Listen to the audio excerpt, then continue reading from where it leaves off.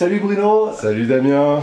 Bon, on espère que tout le monde va bien aujourd'hui. Alors aujourd'hui Bruno, on est dans ton nouveau home studio. Ouais, Voilà. je suis pas mal. T'es pas mal. Du tout. Ouais, c'est très joli, bien installé. Merci Super. beaucoup. D'ailleurs, je fais la remarque de ton home studio parce que le sujet du jour, justement, ça va être les autoproductions en fait. Ouais, et comment est-ce qu'on enregistre, on compose, on enregistre, on produit un album de musique, peu importe laquelle, hein, d'ailleurs. Nous, on va parler de guitare forcément parce que c'est notre truc. Voilà. Mais voilà, raconter un petit peu les anecdotes qui entourent nos process, parce que toi aussi tu y as eu droit, et par deux fois toi d'ailleurs. Trois fois. Trois fois, tu vois. Trois fois. Voilà, Ouais. donc Damien va avoir pas mal de choses à nous raconter. Oh, ouais, on va essayer. Mais d'ailleurs, c'est marrant parce que tu vois, l'autoproduction, Bruno, là, moi, j'avais envie de te demander justement comment t'es venu à travailler donc en autoprod, en home studio et pourquoi finalement. Même si j'ai ma petite idée, mais c'est important de savoir. Alors, le home studio, moi, c'est venu au début des années 2000 en fait, avec Cubase, tout ça, Guitar Pro aussi, qui a été un outil. Pour moi, qui a été super important. Tu utilises beaucoup, effectivement. Ouais, parce que c'est un super bloc-notes. Et aussi, c'était cette capacité, à la base, pour moi, de s'enregistrer, parce qu'en fait, souvent, quand on va travailler son instrument, vous nous direz aussi, vous, ce que ça vous apporte, mais quand tu vas travailler ton instrument, tu vas chercher à... t'es concentré sur ta besogne, et souvent, tu fais pas très attention aux petits détails, etc. Donc en fait, c'est très... Enfin, moi en tout cas, j'aime beaucoup enregistrer quand j'ai des idées, etc. pour voir si, c'est pertinent, si deux, je le joue bien. ça restera le truc de base. Donc voilà, on en parlera tout à l'heure, en fait, la session d'enregistrement. Mais voilà, c'est juste...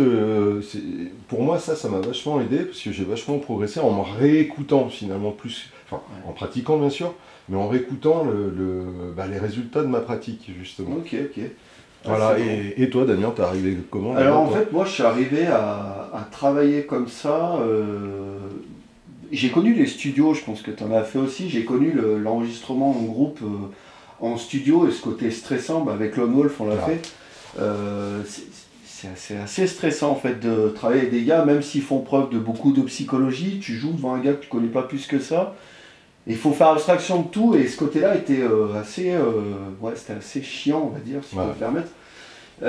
Et il y avait le côté, comme tu l'as dit, je voulais réussir à obtenir du matériel pour bosser à la maison, ne serait-ce que déjà pour maqueter en fait tranquillement. Et à la base, c'était parti pour une histoire de confort, d'enregistrer facilement à la maison.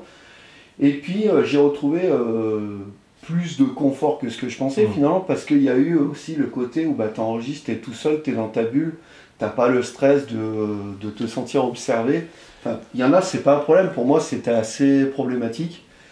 Et donc je suis venu à ça en investissant un peu dans du matériel informatique, et puis voilà, les logiciels d'enregistrement comme celui-là, on dira pas la marque, on n'a pas le droit. Si. Enfin, moi, je suis un pro Cubase depuis toujours. Alors ça, faut pas le dire normalement, mais les premiers Cubase étaient très craquables, entre guillemets. C'est sûr. Voilà, donc c'est plus le cas aujourd'hui. Celui qui est derrière vous, d'ailleurs, est bien payé. C'est pour ça que tu es tout content d'en parler. Je ça. D'ailleurs, les gars c'est Arrobas, je crois, la société. Merci. Merci. Non, mais... Et du coup, voilà. Alors, tu parlais d'enregistrement en studio. On va parler d'un truc marrant. On l'a tous connu, je pense, et ça fait l'objet de pas mal de discussions marrantes sur Internet. C'est en fait le syndrome du bouton record. Ouf. Alors, le truc que tu sais jouer tranquillement en faisant le poirier et en faisant n'importe quoi, et qu'en fait tu appuies sur le bouton record et que ça marche plus. Là, en fait, tu bascules dans un monde parallèle du paralysé de la main gauche et main droite, ça fonctionne plus. C'est ça. Le bouton record, ça c'est vraiment le truc, c'est incroyable. J'imagine que vous l'avez tous, mais parlons-en parce que c'est marrant. D'avoir bossé des morceaux qu'on connaît sur le bout des doigts, etc. Et quand le décompte de 4 il est parti, c'est fini quoi. Il n'y a plus rien qui répond. Non, il n'y a plus rien, voilà. Et tu joues pas en place, enfin bref, il y a des peintes partout. Voilà, donc malgré le fait qu'il n'y ait pas de personnel entre guillemets de studio qui soit là, et c'est vrai que ça peut être un peu particulier comme stress. En fait, tu te stresses tout seul des fois. Ah mais c'est ça en fait, tu te mets une pression parce que le gars, bah lui c'est son boulot, il est là pour ça, il s'en fout en fait. Ouais. Ah, Toi, non, il s'en fout pas parce qu'en fait, tu as un timing précis. Donc oui, du coup, tu as la pression de faire dans le timing qui t'est imparti. Du coup ça, oui. Enfin, Puisque, quand je dis il s'en fout, c'est que lui il est pas là pour te rajouter de la pression. J'imagine que t'avais pas le budget d'un Metallica ou un truc comme ça. Donc, bizarrement non. Mais... bah non, bah c'est sûr qu'on n'avait pas le budget. Non, alors t'arrivais, puis tu sais, à l'époque en plus j'ai eu le premier enregistrement de ma vie, c'était vraiment à l'ancienne. On allait en répète, on jouait en répète, on n'enregistrait rien. Ouais. Tout fonctionnait en répète, la compo, les mises en place, tout fonctionnait en répète. On est arrivé en studio et en fait les morceaux ont pris vie réellement à ce moment-là. Alors on a fait attention à pas mal de détails avant d'aller en studio, être sûr que tous les armos, tous ces trucs étaient bien en place, tout. Donc heureusement pour nous, ce côté-là, ça fonctionnait bien. Mais ouais, le moment où le mec il appuie record et toi t'es là, t'as envie de rentrer chez toi en fait. Tu dis non mais moi je veux pas faire ça, j'ai jamais voulu être là. Enfin, ce côté, tu vois, très compliqué pour moi, ben, ça faisait vraiment du bien d'être à la maison et d'enregistrer tout seul. Alors du coup, tu es dans ta bulle, je pense que toi pareil, mais là où il faut faire attention, c'est quand on est dans sa bulle, et ben, on fait tout seul. Et bon, nous on fonctionne, on n'hésite pas à faire écouter aux copains qui font beaucoup d'honnêteté avec nous. Et qui, si c'est de la merde, vont te dire c'est de la merde. C'est où là tu peux faire mieux, recommence, fais attention à ça. C'est ça. Voilà. Surtout que moi je travaille beaucoup en correspondance en plus aujourd'hui. Mais en fait la difficulté aussi quand tu es tout seul, c'est, tu l'as dit en fait, c'est de pouvoir prendre du recul par rapport à ce que tu as fait, parce qu'à force de faire, de refaire, mine de rien tu te fatigues les oreilles. Et au bout d'un moment, tu te fatigues tout court et tu te dis, putain, est-ce que... Enfin, non, tu te poses plus les bonnes questions. Est-ce que c'est bon, est-ce que c'est pas bon et tu as besoin... Enfin, moi, je sais que j'ai besoin d'avis extérieurs, donc j'hésite pas à solliciter les copains, à vous demander des avis. Bien casser les oreilles et le reste avec casser les couilles. Non, c'était un plaisir. Mais oui, c'est exactement ça. Tu as même fait de la production sur mon album. Oui, ça, bon, c'était vite fait. Voilà. Bon, du coup, l'idée, c'est quand même de pouvoir travailler bien, travailler de manière indépendante et aussi, on va en parler, financièrement, pas trop cher, parce que mine de rien, aujourd'hui, avec une petite carte son qui va bien, un Cubase même d'entrée de gamme, pour pas très cher, finalement, tu peux faire ton album, quoi. Un petit neural. Une guitare avec une prise de qualité, un petit neural, exactement. Un petit neural derrière, et puis bon, alors après, mon neural, on pourra en parler, on fera des vidéos, parce qu'il y a beaucoup de productions qui sonnent pareil aujourd'hui avec l'utilisation finalement pour tous du même outil quasiment. Oui, après ça, voilà, il y a forcément des avantages et des inconvénients, mais après, bon, ça c'est si on veut pousser, si on veut être très pointu. Mais l'avantage c'est que du coup tu peux enregistrer tranquille chez toi sans péter les oreilles à tes voisins et à ta famille qui au bout d'un moment va vouloir t'assassiner. Purement simplement. Oui, parce que l'album, quand il sort, eux, ils en ont fait une overdose déjà. C'est ça. Alors il y a ça aussi, mais du coup pour la suite, moi en termes de composition, ça m'aide beaucoup déjà, parce que ça me permet justement d'avoir le recul, de composer. Des fois on compose, on va un peu tout droit, on sait où on veut aller. Et des fois, avec un peu de recul, etc., enfin moi ça m'arrive souvent, voire même tout le temps, je me dis, non, ça c'est pas pertinent, cette partie est peut-être too much, faut l'enlever, est-ce que c'est est-ce que c'est bon, est-ce que la structure ressemble à quelque chose, mine de rien c'est important, moi j'aime bien les structures un peu chansons, intro, couplet, refrain, machin, le pont, truc un peu... On a le même défaut. un peu classique, mais moi je trouve que c'est bien. Et je trouve que c'est bien, je trouve que c'est important, d'autant plus dans l'instrumental, parce que si tu pars sur des structures qui sont vraiment extrêmement compliquées, déjà que tu envoies énormément d'informations aux gens, si en plus... C'est un choix, il y en a qui le font et qui le font bien. Mais je trouve que c'est bien d'avoir des repères quand même, tu vois. Que ça se repose un peu là. Ouais, exactement. Alors, bon, voilà. Aussi ça, tu vois, des fois, se dire, tiens, j'ai écrit un plan, il est formidable, c'est hyper flashy, etc. La bonne question, c'est est-ce que tu vas le défendre en live? Parce qu'il y a des fois des trucs que tu fais tranquillement dans ton studio, assis sur ta chaise, dans le confort de ta maison, qui, quand il faut le ressortir sur scène correctement... Tu te maudis toi-même. Pourquoi j'ai eu cette idée? Ah non, mais il faut pas le faire, en fait. Non, non, il y a des choses qui... Donc c'est que moi, pour ma part, je garde toujours une petite sécurité. Ouais, mais voilà. il y a quand même ce côté où, quelque part, on ne peut pas non plus tricher plus que ça. On fait ce qu'on sait faire aussi. Donc, il y a un côté, je garde ce côté, la part du naturel dans mon jeu, dans ce que je vais faire. Puis, de toute façon, tu me connais suffisamment. J'ai jamais voulu faire de la musique pour dire, ouais, regarde, je vais vite, je fais ci, je fais ça, je fais la roue en même temps et tout. Non, en fait, je m'en fous. Je critique pas que ceux qui le font, j'approuve beaucoup, parce que c'est énormément de travail. Mais je suis pas dans cette démarche, donc j'ai pas trop ce souci de me dire, ouais, est-ce que ça va passer ou pas? Parce que de toute façon, mais... si ça passe pas à la maison, déjà, je le fais pas. C'est pas possible pour moi. Donc, c'est ça. Du coup, c'est pour ça que je fais de la musique de feignant, hein, c'est-à-dire très lent, mélodique, et puis on ne pas. T'es con. Alors écoutez ces albums, il y a un peu de... Il y a pas mal de prouesses.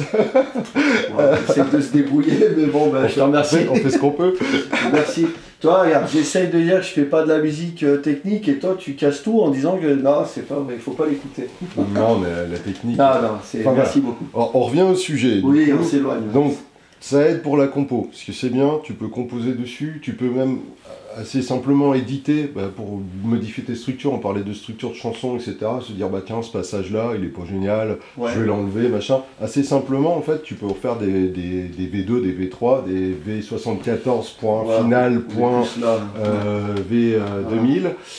Voilà, alors il y a ça, il y a cette possibilité d'édition qui est vraiment bien, qui peut t'aider à te guider. Et après, il y a toute la partie production, finalement, parce qu'on n'en a pas parlé, mais... donc on a parlé rapidement des VST, mais tu peux rajouter des effets, des compressions, des machins. Donc là, on va commencer à rentrer dans un domaine un peu technique, que moi, en toute honnêteté, je maîtrise, mais de loin. J'ai quelques bases, on va dire, mais on va dire pour la production du son, moi je fais appel à quelqu'un d'extérieur. Et voilà, c'est ce que ça par contre, c'est un métier, hein, ingénieur du son, c'est un métier, ce n'est pas mon métier, donc moi toutes ces histoires de compresseurs, d'équalisation, de machin de trucs. Alors après bon, dans les faits c'est relativement simple.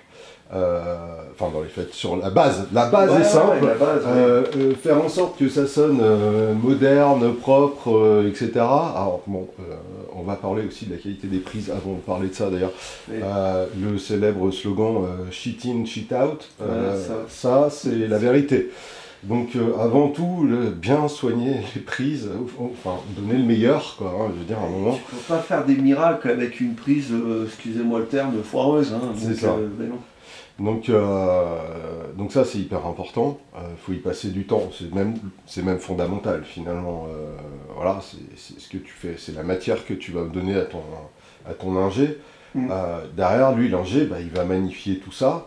Ce qui est important aussi, et ça on n'en a pas parlé, avant cette transmission aux ingé sons, c'est de faire des petites maquettes, donc c'est pour ça que je voulais quand même un petit peu parler finalement des effets, de la possibilité de faire un peu d'équalisation, les panoramiques, les choses comme ça, pour en fait donner un peu l'image que tu as de comment tu voudrais que ça sonne, sachant que ça ne sera pas non plus, mais c'est important de faire des maquettes pour guider un petit peu l'ingé son et de faire ça propre.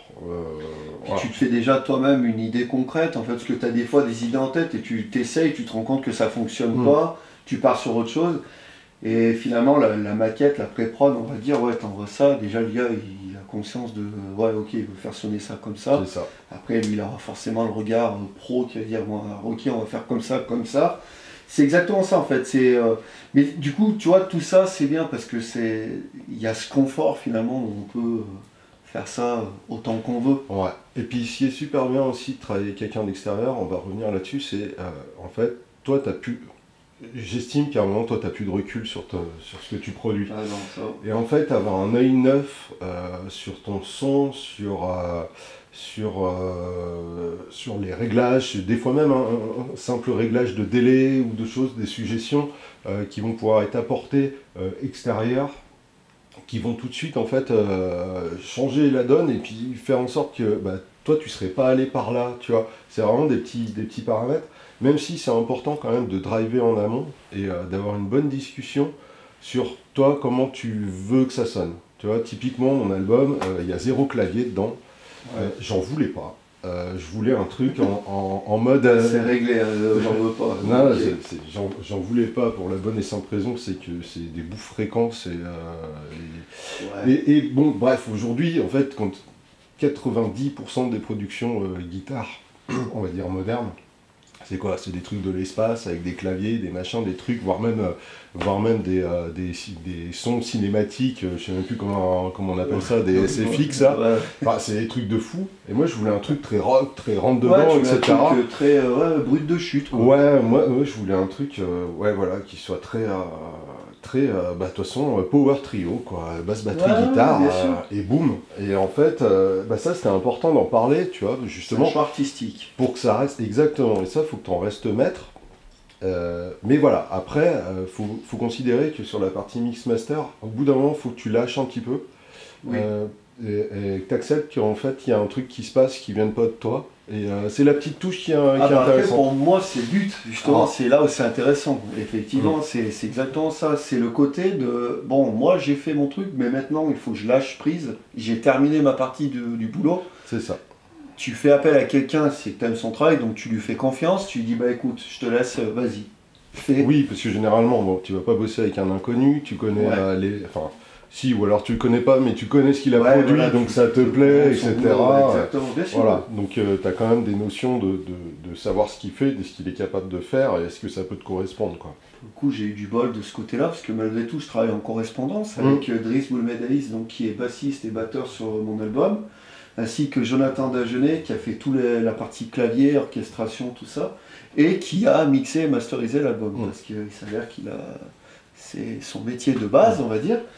Et du coup, c'était intéressant. Pareil, tu vois, justement, la partie clavier. Alors, moi, il y en a, contrairement à toi. Parce qu'à l'inverse, j'ai joué dans un groupe pendant longtemps, il n'y en avait pas. Donc, j'étais pas en overdose de En clavier. fait, on a suivi le chemin inverse. Et c'est ça, c'est clair.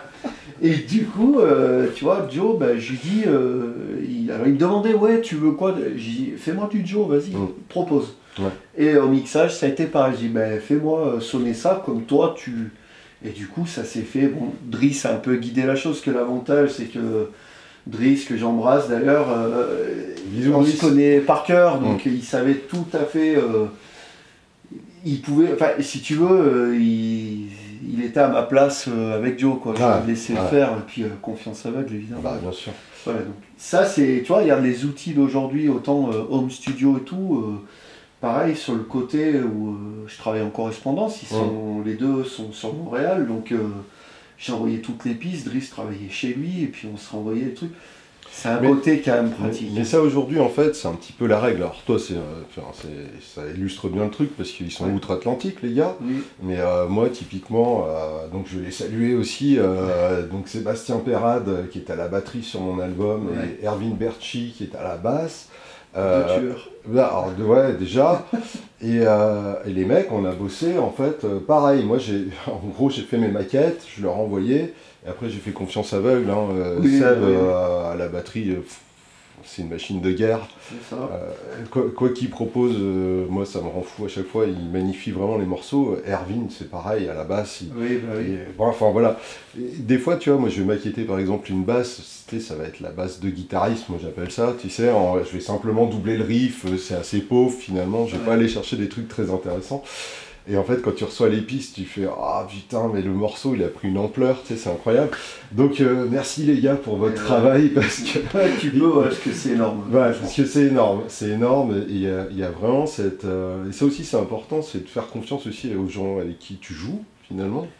Et voilà, donc du coup, oui, Erwin est en Suisse, mais Seb est en France aussi, on est à 1h30, 2 heures de route maximum, mais on a tout fait en ligne, machin, maintenant on a tout, les drives, les machins, les trucs, Voilà, les pistes sont arrivées, C'est c'est pas que calé. du mauvais la nouvelle technologie. Hein. Non, non, c'est en termes d'efficacité, c'est quand même formidable. Ah, oui, oui. D'autant plus qu'après, bah, pareil, avec ton producteur, tu vas lui envoyer directement tes liens Drive, qui lui va pouvoir télécharger, faire ses trucs. Enfin voilà, Ah, ça ouais. aussi c'est hyper important de bien s'organiser. Il y a souvent des petits couacs là-dessus, voilà, décalage de pistes, des machins, des trucs. Il faut être très vigilant là-dessus parce que c'est pas le job d'un mixeur de corriger, de recaler, de machin. Donc il faut que tout soit impeccable.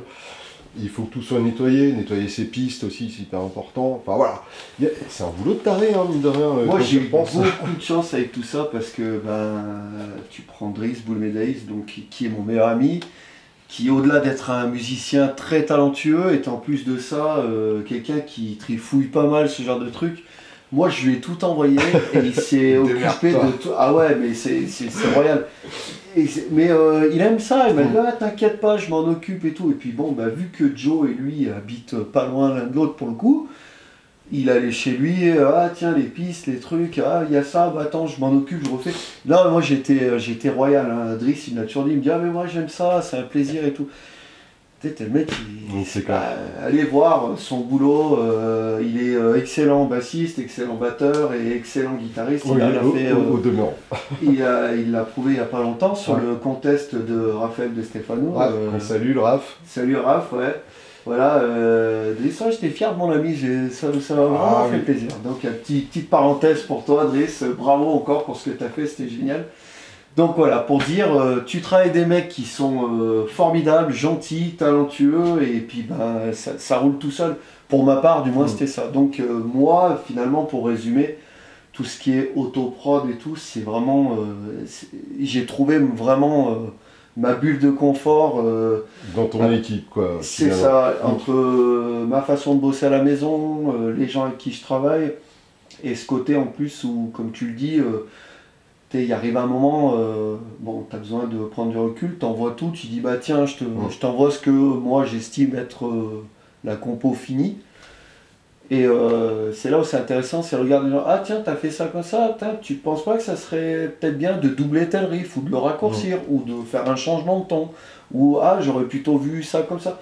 Il faut pas être non plus, étanche à tout ça. Ah bah non, surtout pas. Il y en a, tu leur dis pas de changer un riff de place, ah non, c'est comme ça. Non, moi je sais qu'avec ça, avec Driss, on a eu des débats, en plus avec le décalage horaire, on travaillait avec des heures un peu incroyables. Et du coup, c'était des soirées interminables, mais à la fin, le lendemain, tu réécoutes, t'es content. Ouais, tu vois c'est clair. C'est clair. Là, voilà, pour ma part, c'était pour dire finalement que pour moi, ouais, c'est parfait en fait. Cet outil de travail, cette façon correspond vraiment à ce que j'ai besoin et comment je l'aborde, quoi, tout ça. Donc je pense, vu le timing, qu'on va rester là, pour celle-ci, je pense qu'on va faire une part 2 en fait, parce qu'il y a encore pas mal. On est d'humeur bavarde. Ouais, dis donc, ouais. Et pourtant, ce matin, c'était pas simple. Ce matin, c'était dur. Non, laissez-nous vos avis, vos réactions, vos commentaires là-dessus. Je pense on va faire une deuxième vidéo pour parler d'autres aspects aussi qui sont intéressants. On va parler de la thune, forcément, parce que c'est un gros sujet quand même, parce que voilà, mine de rien, c'est du temps, c'est de la pratique, mais c'est aussi de l'argent, on y reviendra.